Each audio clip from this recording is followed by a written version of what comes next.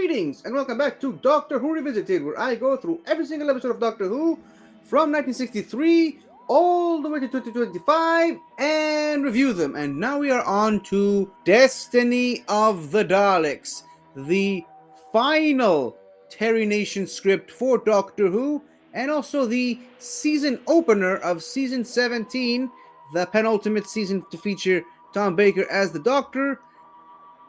And I can't remember if I said this already, but I honestly think Terry Nation should have stopped at Genesis of the Daleks.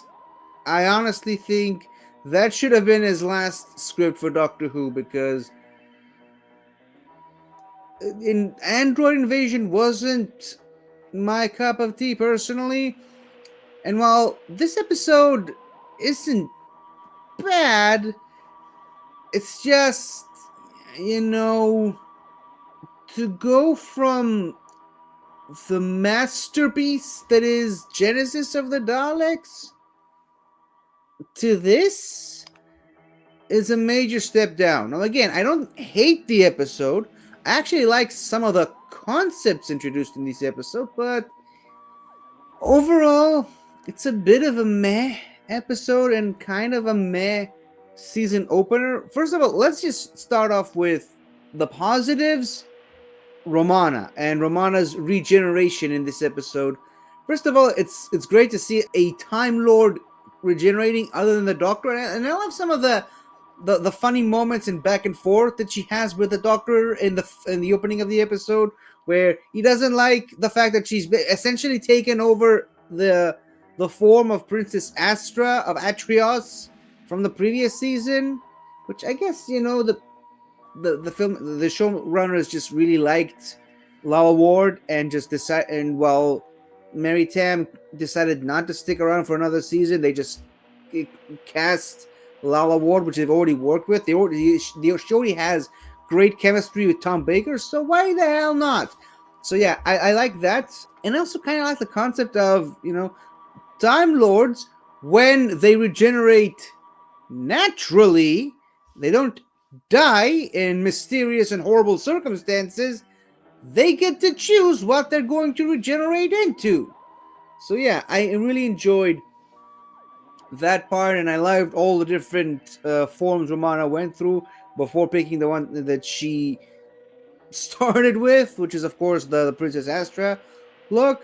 But yeah, this was some nice, fun character interactions between the Doctor and K9. And speaking of actors not coming back for this season, and then the writers have to come up with a clever excuse as to why the recast, the whole K9 is sick and broken and he has laryngitis, and that's why they have a different actor voicing him. Not in this episode, but in later episodes. That's kind of funny. I mean, these are kind of ideas that could probably only come from the mind of one Mr. Terry Nation. But that's about it as far as positives, or at least blatant positives, I should say. The rest of the episode, I mean, hey, we're back on Skaro. Love that we're back on Skaro. But, I mean, again, I think Skaro was already done to perfection in Genesis of the Daleks. There really isn't that much positives to bringing us back to Skaro, other than just to justify bringing Davros back.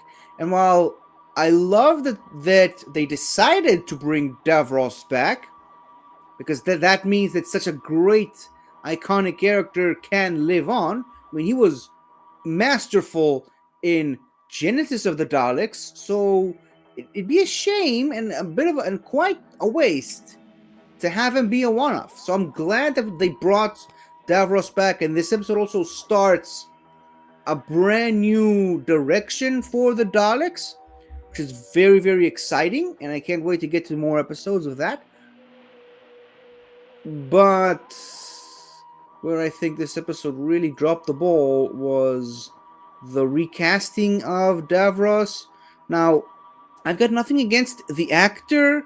I mean, I think the character was written very well, and it was a really clever idea to reuse the exact same mask from the previous episode featuring Davros. And again, the actor did the best he could with the material he was given. It's just, he wasn't menacing enough. And a big part of it was the voice. And I'm sorry, but I mean, to go from the Davros that we got in Genesis of the Daleks, the terrifying, menacing Michael Wisher, to this David Gooderson, again, as great as the character was written, and he tries his best to live up to Michael Wisher, he just doesn't do it. Now, thankfully, it's only a one-off because all the other appearances by Davros, we have the great Terry Malloy, and then, of course, in the modern series, we have Julian Bleach, which is like my Davros, the Davros I grew up with.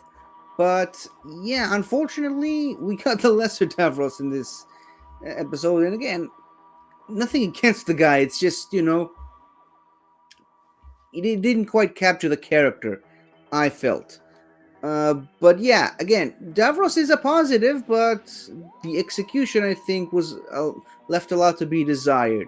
As for the Movellans, their outfits are interesting, to say the least.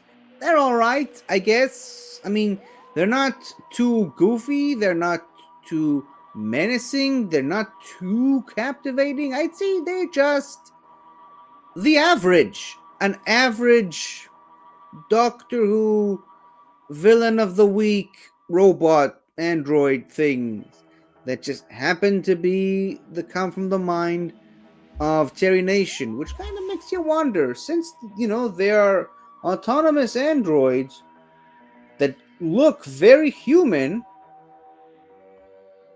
and the other Terry Nation episode, or rather the previous Terry Nation episode, was the android invasion. So is it possible that the Movellans are like an evolution of the androids, the Krog android, whatever they're called, from the android invasion? I know the Big Finish kind of has created a new lore for them and whatnot, but could it be possible that that's kind of what Terry Nation was thinking of when he made those guys? Hell if I know. But yeah, I do think that as intimidating and as powerful as they were when they were introduced, they kind of get defeated pretty easily. Just they just have a glaring video game boss type weakness of just having their battery pack on their belt, being carried around everywhere. You just yoink, you take it out, and wait a few seconds for them to drop, and that's how you stop them. Again, how did Terry came up with that? I don't get it. Such an easily defeatable menace. It's not, it's not scary. It's not engaging enough. Like, they could have at least tried to secure it a little more so it's not easily yankable from their belt. But maybe they thought no one would ever dare to do that. I don't know how their brains work, but yeah, they're kind of stupid villains, in my opinion. Look pretty interesting, but they were introduced in a very nice way, and they have a bit of an interesting lore in the episode where, like, they have this code of honor that they can't allow other races to see them at the moment of their death. It's interesting, but it's never really explored too much in this episode.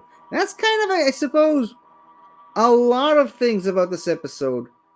Like, when they first leave the TARDIS, the Doctor gives Romana those anti-radiation pills and tells her that she must take them every time the beeper beeps. and then it's never really followed up. Like, she goes back to get some more, and then that never happens. And then they never actually have to take those pills again in that episode. First, it looks like the radiation is affecting her, but then not so much. And then, like, when she's interrogated by the Daleks, she... first of all, I don't like her becoming that distressed, scared, terrified damsel in distress, because that's not really Romana's character, especially this version of Romana. But like, she says she doesn't know anything about the Daleks, but then the scanner says she's telling the truth, and then literally a minute later, she knows everything about the Daleks when she's talking to those two workers at the mine or whatever it's called. So like, this episode is loaded with inconsistencies and continuity issues. And probably the biggest and the thing that drives me mad is that throughout the entire episode, most of the episode, the Daleks are being referred to as robots. Even Davros refers to them as robots. And like, Daleks are not robots. They're mutant cyborgs. And you know, even their creator, Davros, calls them robots. Forget that. Terry Nation, who wrote this episode, calls them robots. Like, what the hell? That's another part that really, bugs me. But yeah, other than that, the other human character, Tyson, I think was really nice, and it was a nice character to follow during the episode when the focus was not on the Doctor and Romana and Davros and the Daleks.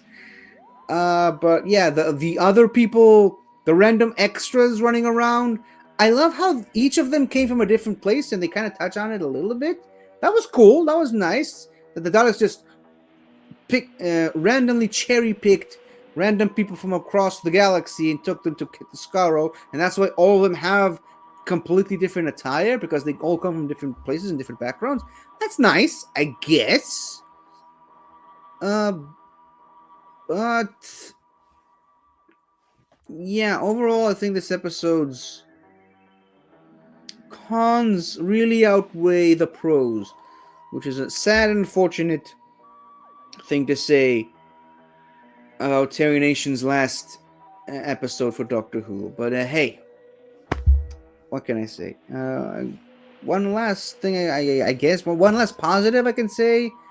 I like the idea of the Dalek Movellan War, where like they've been locked in combat for centuries, but neither side has fired a single shot, because they kept trying to one-up each other without even firing a single shot. That was a cool moment. And the whole, you gotta switch off your computer, your battle computer, and that's how you'll win. Again, cool idea, but never really utilized to its fullest. And that is this episode all over. What can I say? Anyways, thankfully the next episode is a lot better, so why don't I just stop talking about this one and get around to watching that one. So again, let me know what you think about this episode, and let me know why I'm wrong for disliking it as much as I did. For criticizing it, I should say. Yeah. That's it for now. Thank you for watching. I'll see you next time. And all the rest of that. I'm tired. Goodbye for now.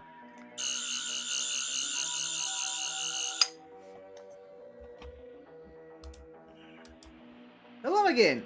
Thank you for watching. If you enjoyed it, don't forget to subscribe, hit that like button, and leave a comment. See you next time.